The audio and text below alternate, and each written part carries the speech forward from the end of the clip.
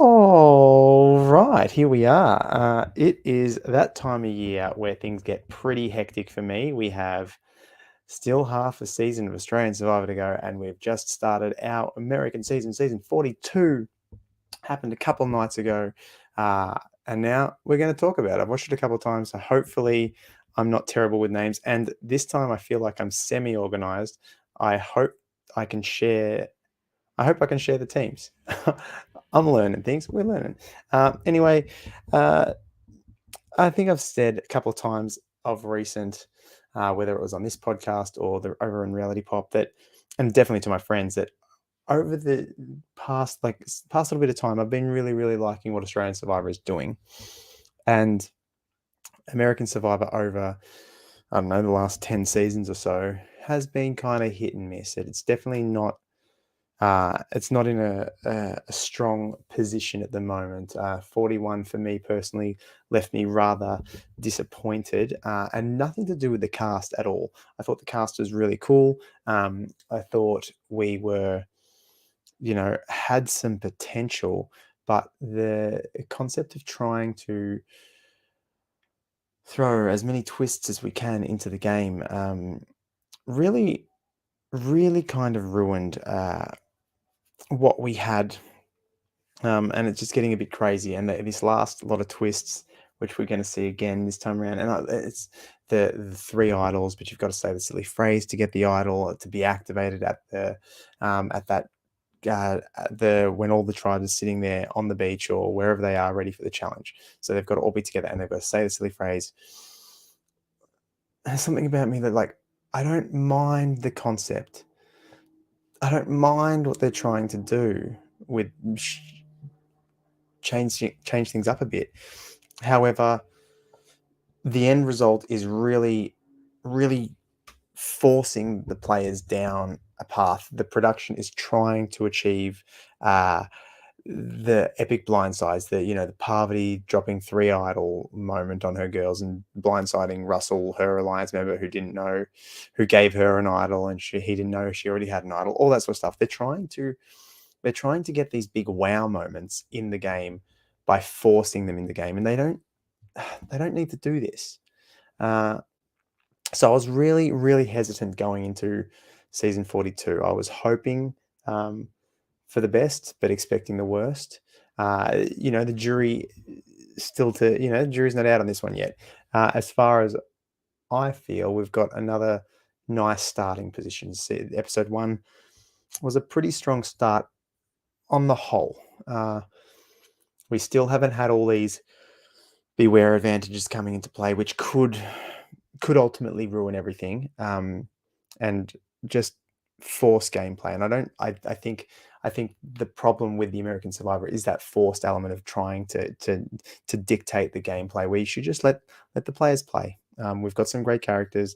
The Americans casts are they're pretty. The American casting is actually really, really good, and as we've gone on through especially 42 and 41, we are opening up this diversity, and we are getting less of the muscle bound lads and the beach babes, and just getting a really diverse cast, which is nice to see. And the thing that's been uh, in the news or on the forums or talked about all the time at the moment with Australian Survivor is the edit.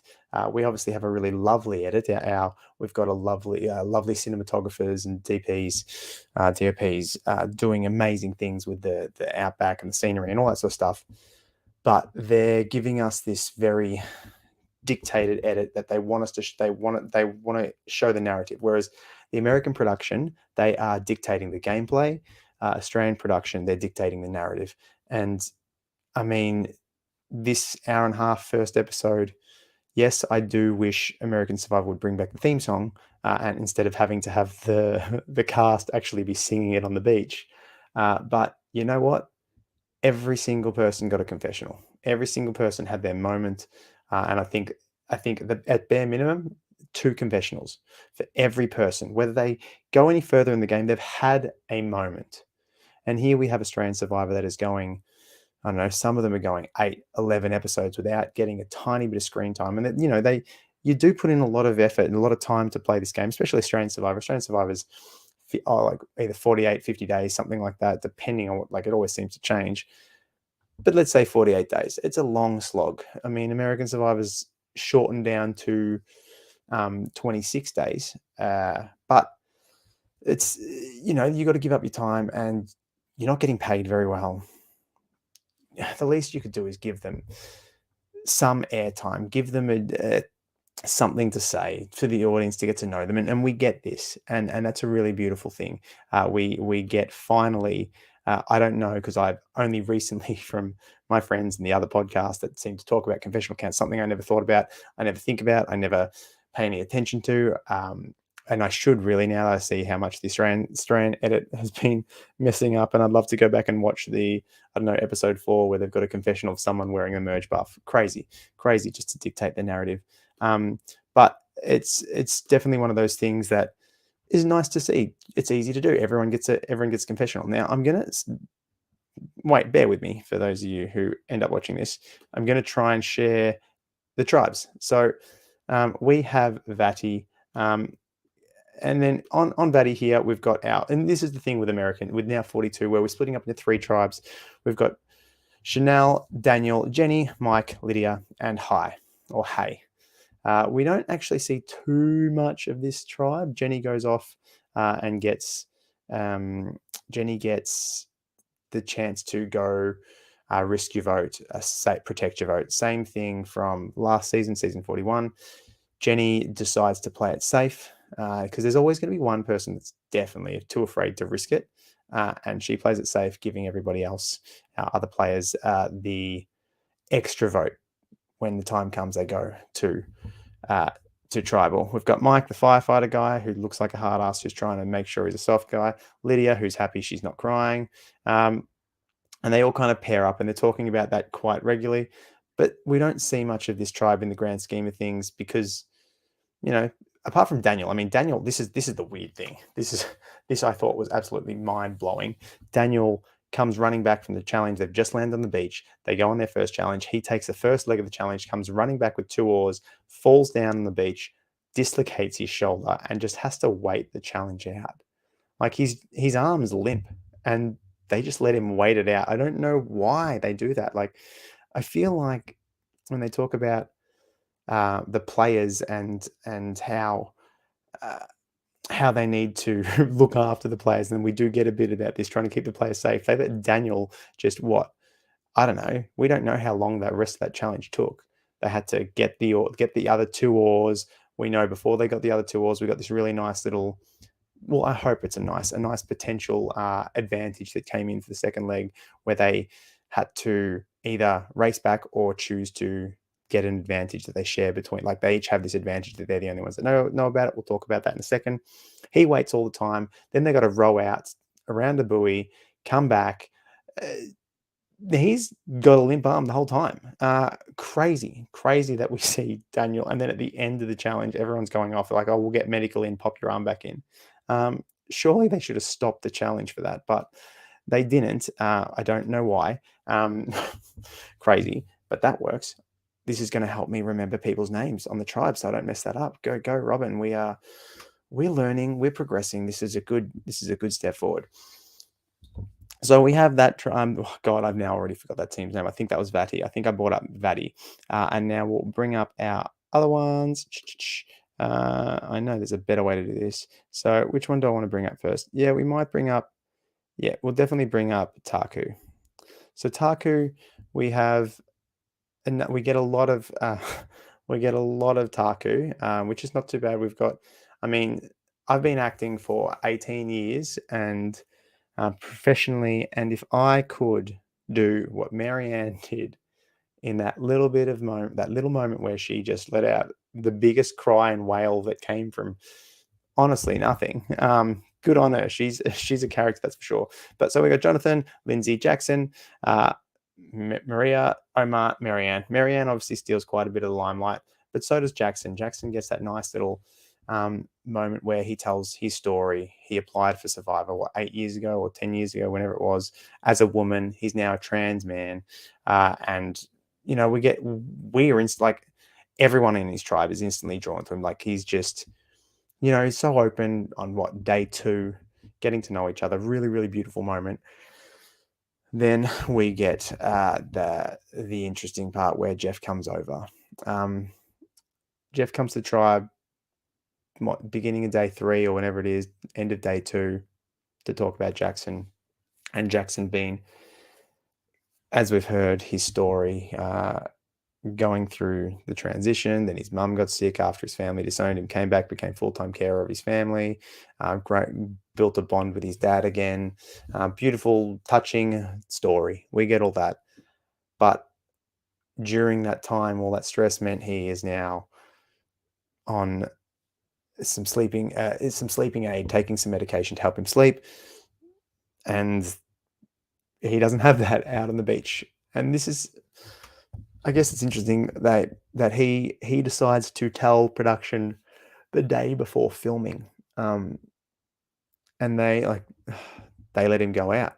They let him go out and see how it's going to go, and they realize they can't look after him. It's going to be really difficult, so he gets pulled from the game.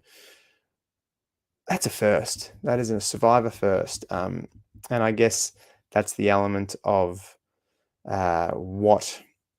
what we're seeing here in this new wave of Survivor. We're going back and we're seeing the camera crew. We're seeing the camera crew come out. Jeff has a bit more involvement, and I'm okay with it. I'm okay with that. But yeah, big Survivor first. Jackson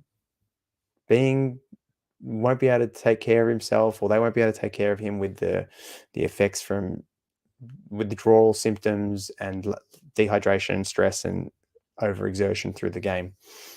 So that was a really, really interesting moment there with him. But look, I don't mind that tribe at all. Taku, I like, they seem pretty good. Marianne is hilarious, and good for her. Like I said, I wish I was able to, like, you've been with someone for 48 hours. I know you're going through quite a lot of stuff. I get it. I get you're going through this bond. You go through moments. I've been on sets with people, and you instantly have this bond. And here you're out in Survivor, and I don't know. I haven't done it yet. Maybe one day I'll get to experience this. And sure, it's sad. It sucks to be out there for 48 hours and have to go. But that whale was like, I don't know, her whole family had died. It was the most over the top cry. What access to the emotions she has. I need to learn from Marianne. And then our final tribe we have is Ika. Ika, another interesting tribe we've got here. Romeo, Tori. Tori plays a bit of it does the big mistake of, especially in a game like, this is what we saw in 41. Jeff says this game goes so much quicker, and everyone assumes because the game's fast, we got to play fast, we got to play hard, but it's actually the opposite.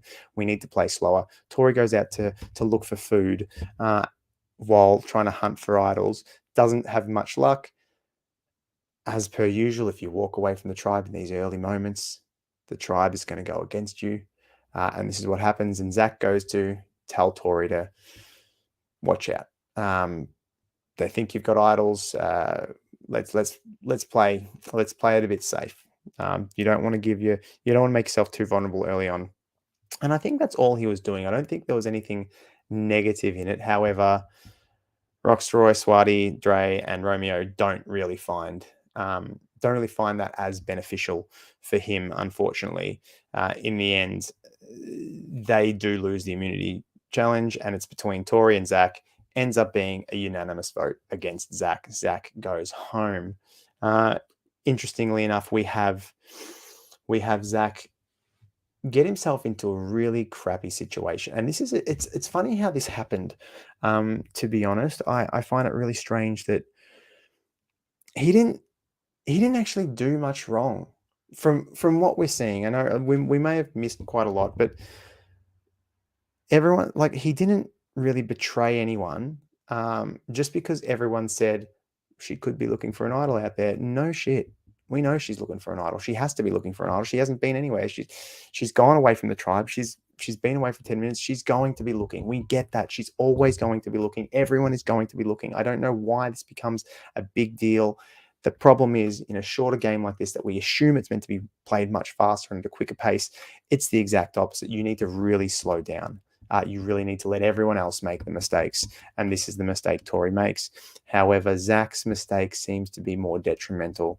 And Zach's mistake is only that he told Tori that everyone thinks she's looking for an idol to watch herself. Not threatening, actually trying to look after her from the way I read it. Yeah, I'm not really sure why that turned around on him. And then we get, obviously, he didn't do very well in the puzzle. This is a dangerous place to put yourself in, especially day one or first tribal. If you put your hand up for the puzzle, you don't want to make sure you can do the puzzle because you've only had 3 hours or 3 days to get to know people. It's you are picking always the most superficial reason to get rid of someone. And Zach kind of puts up that Roxroy is becoming the leader, the biggest leader we've ever seen in 42 seasons of Survivor. It's not a great place to be. Look, yeah, that's true. You never really want to be a leader, especially if you can't back it up. But I feel like he was backing it up pretty consistently. And then he also reached out and said, "Hey, just tell me if I think he reached out to Swati.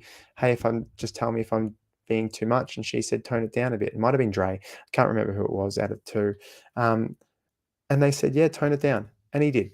You know, we're all human. And I think there is an element, especially in 41 and 42, where we are trying to, as everyone keeps saying, the woke new season.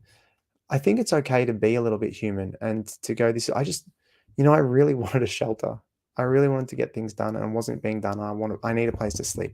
There's nothing wrong with that. However, it can get you voted out. It won't get you voted out if there's more issues at play. Hunting the idol is always at play. I don't know why Tori thought that was a smart move to begin with. It really confuses me. It's Survivor 101, especially in the first few days. Just even in a full length Survivor, full 39 days, or definitely in Australians 50 days, you don't go look in the first few days. If you stumble across it, you stumble across it. I mean, we have that great advantage that I think is a really awesome advantage that the three of them get at that first moment, that first tribe challenge, where that second leg, they're together. Stop. Here's your options. You can just run back, or you can get an advantage. And they take the advantage. The advantage is the advantage amulet or whatever it is. While it's in play, it has different powers. If there's 3 in play, you get an extra vote. I can't remember what the second one was, but if there's only 1 left, it becomes an immunity idol. Really awesome. I actually really, really like this twist at the moment. There's the element of needing to come together, needing all the players to come together for this amulet to work. So it's kind of useless at the moment. Maybe when we see some tribe switches, it might take some power. The element of how do you play this? Do you play it safe, use it for an extra vote, which is actually not a bad move. Especially when tribes are so small. Like right now we've got 3.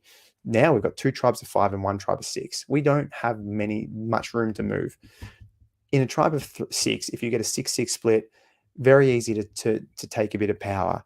The majority of people, I feel like, will want to hold on to it to get it to the end. So they then have the joy of striking against the other 2 people. Who's going to strike first? Who's going to get rid of the other person? So it becomes an immunity necklace. The problem is that people get so caught up with how powerful immunity necklaces are that they actually forget there is so much more power within the game if you are playing correctly. An immunity necklace is fine and it's awesome if it's a great little defensive mechanism. Where I talk quite a lot about how I really think idols need to be more offensive than defensive, but most people just like it as a defensive safety net. And if that's the case, my bets are this advantage, even though I do love it, Well, I do love the concept, will be played incorrectly because everyone will be wanting to hold on to it. Then they'll be hyper focused about trying to get each other out, so they're the only one with it left, and then they get the immunity necklace. I don't think it's needed. I don't think you need to have the immunity necklace out of this. I think you can use the other power to your advantage and not really, then you've got another thing to worry about. You're already worried about your tribe dynamics, and now you're worried about these two people are going to try and come and get me. When we merge, when tribes mix up, when there's swaps, this is now I've got to be extra cautious. Now I've got to make sure I'm getting them before they get me. Or do we yeah, it's a little bit complicated, and I like that, but I just feel it's going to be underutilized. And I think I can't remember from 42, 41, but there was definitely something that I kind of enjoyed the concept of, but again was underutilized and didn't go down correctly. And you see that happen quite often with these advantages. So I hope this isn't one of those ones. Shot in the die is back, or shot in the dark. Shot in the dark is back where each get a die. Play it 1 in 6 chance of saving themselves. Zach must have known he was so far gone. He's played the very first vote is a shot in the dark. I don't think we saw a shot in the dark in season 41. So it's good to see it now. It's good to see a lot of the things in 42 that we didn't really see in 41. That moment where the two tribes who have lost that first immunity get the chance to win their flint, pot, and machete. Last time we had 2 people filling up the water. That was changed to 1 person filling up the water. So in this time round, they all decided to do the puzzle, the triangle puzzle, which is kind of cool to see the other side of this potential challenge. Again, I personally would have liked to have seen someone lose this and someone get it wrong. However, they didn't. I guess, there's a lot at stake, and maybe that challenge is you're given quite a lot of time to count these triangles. You've given quite a lot of time to collect the water, so it's very, very achievable. It sounds hard on paper, but it's very, very achievable. But I would have really liked to see someone or one tribe not get that and see how they cope, because that we see that you're given flint at the start. We'll give them a chance to try and make fire. I know, you know, yeah, it's a funny thing about 41 and 42 about trying to be harder and make things more difficult by not giving them rice and not doing all this stuff, because we don't have the game length uh, to give them the exhaustion, the mental exhaustion. We have to hit them harder and faster by getting them more hungry and fatigued much quicker. So they make it harder in that regards. I just don't, you know. Personally, I really hope that we go back to the full 39 days, the original format of American Survivor. I don't want to see it at this format much more. I understand the world we live in is kind of forcing their hand. They have to do quarantine, so budget, blah, blah, blah, blah, blah, and they made it work, and good on them. But I just don't think I enjoy this. Yeah, I don't enjoy this shorter game. There's very, like, you're only away for what, 3 weeks? Not even, I don't know, 26 days, however many weeks is that? I don't know. It's not a long time. So you don't, yeah, I don't know. It changes the gameplay to this weird. It's got to be fast. It's got to be fast paced. It's got to be action packed. We've got to move. Yet you don't have to move, and often the ones who sit back are more rewarded. And the people who play hard put themselves out in the open, make themselves a target, so everyone gangs up on the targets because we don't have enough time. We've got to get rid of the targets, and I just don't enjoy that. Anyway, that's a little rant, an aside there. We have Zach leaving them. Not really sure. Romeo didn't want Zach to leave. He's had to go against his alliance. But why did Zach go? Why did he go? Because he just told Tori? Is that the only reason? He just told Tori that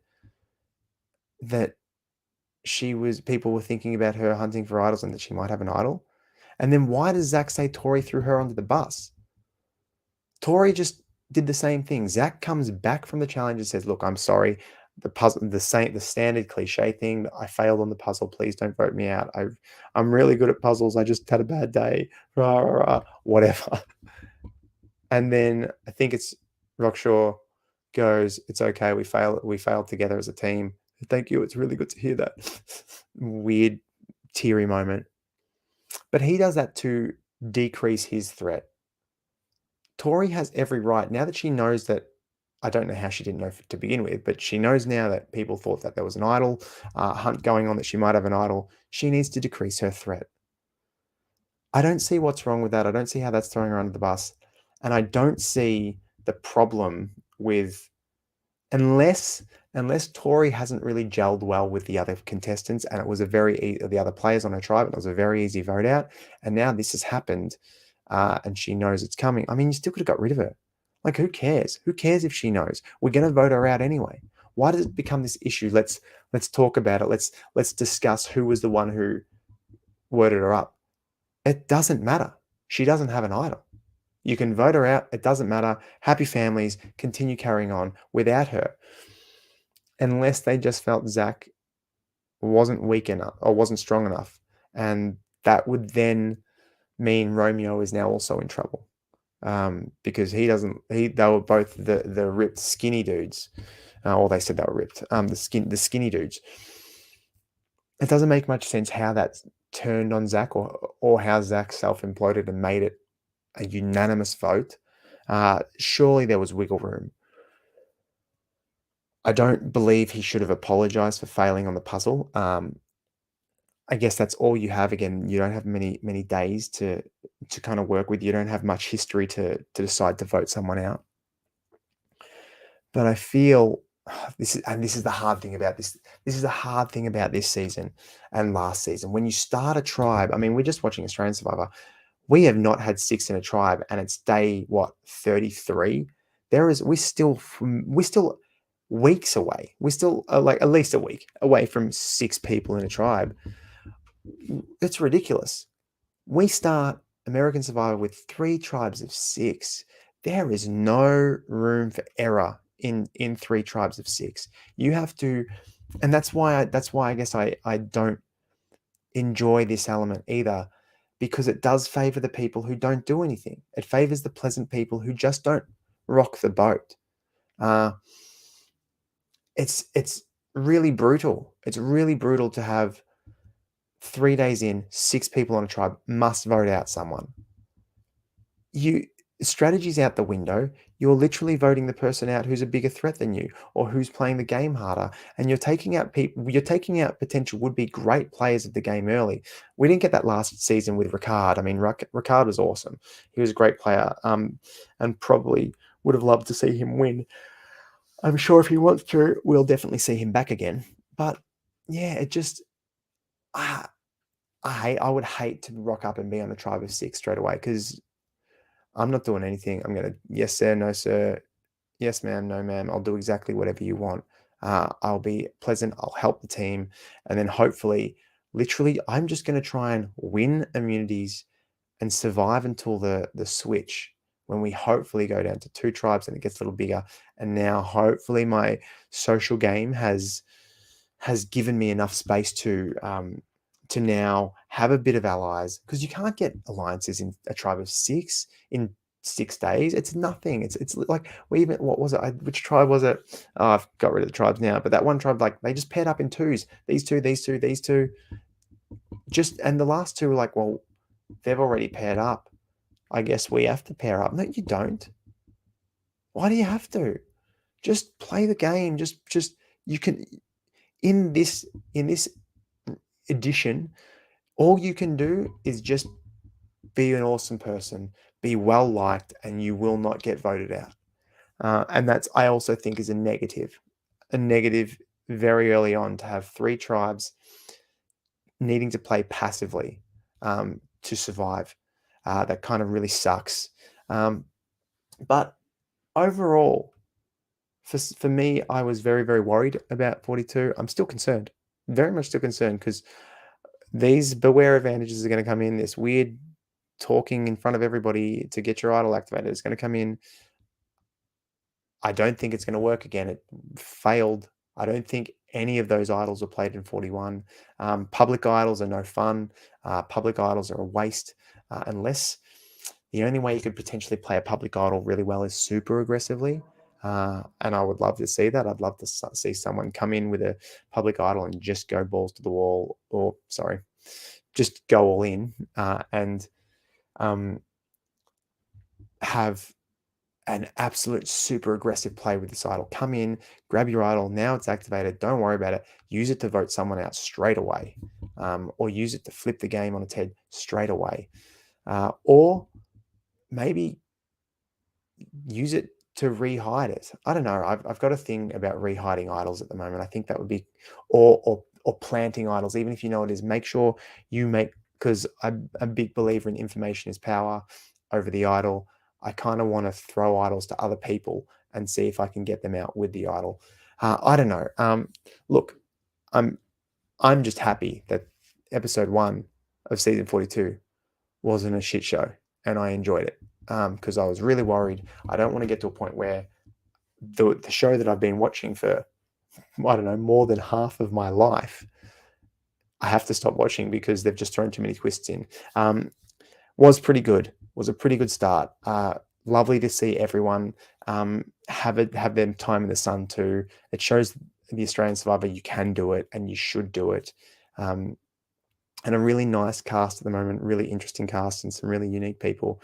So hopefully we see some good stuff next week. I think we start to see, from what we saw in the next time on Survivor, we saw, looks like people are trying to start to play, and then once again, people don't want to play with the people who want to play because they're playing too hard.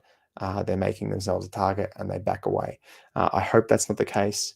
I hope we don't get a lot of passive gameplay, but I just feel like a shorter game needs a passive player at the start to get through, which sucks.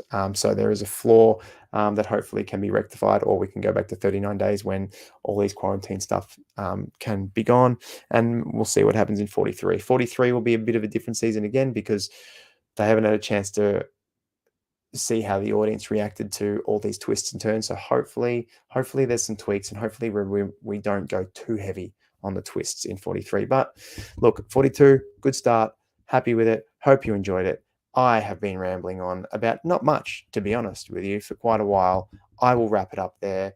I will go to bed. I will see you in a few days' time for Australian Survivor episodes. What are we at? 17 to 18 or 15 to 16?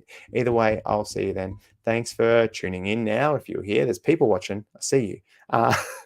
Or for watching this later. Thank you very much. And I will do the weird, awkward end broadcast thing and make sure things are all good. And I'll just talk